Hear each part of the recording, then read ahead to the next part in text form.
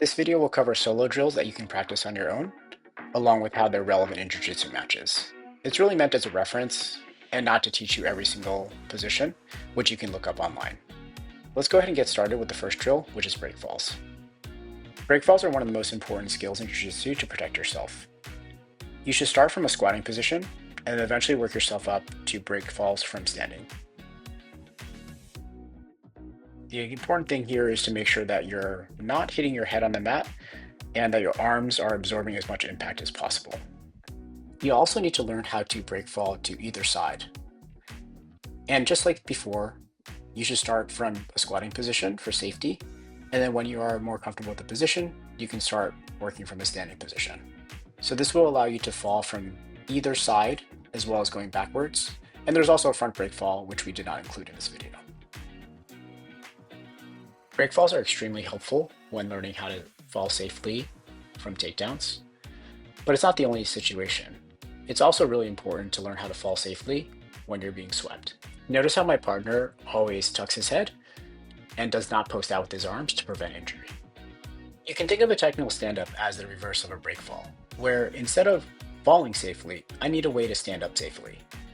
In a self-defense situation, you might use a technical stand-up to get back to your feet without risk of being struck or taken down again. In a jiu-jitsu context, you can often use a technical stand-up in order to help with sweeps. The next sequence of moves is going to be around shrimping in both directions.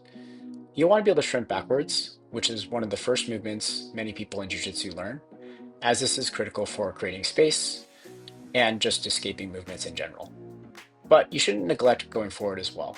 So forward shrimps are also really important in order to get yourself underneath your partner, or in other ways just to also help complete an escape. In order to complete this escape from side control, we're actually going to start with a normal shrimp and then a forward shrimp.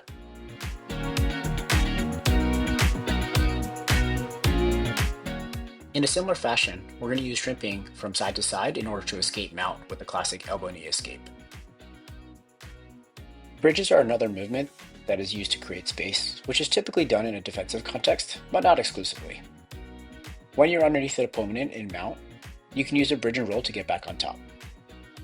In this next drill, we're going to make a bridge and then get to our knees. Then we're going to bring our knees to our elbows and not the other way around.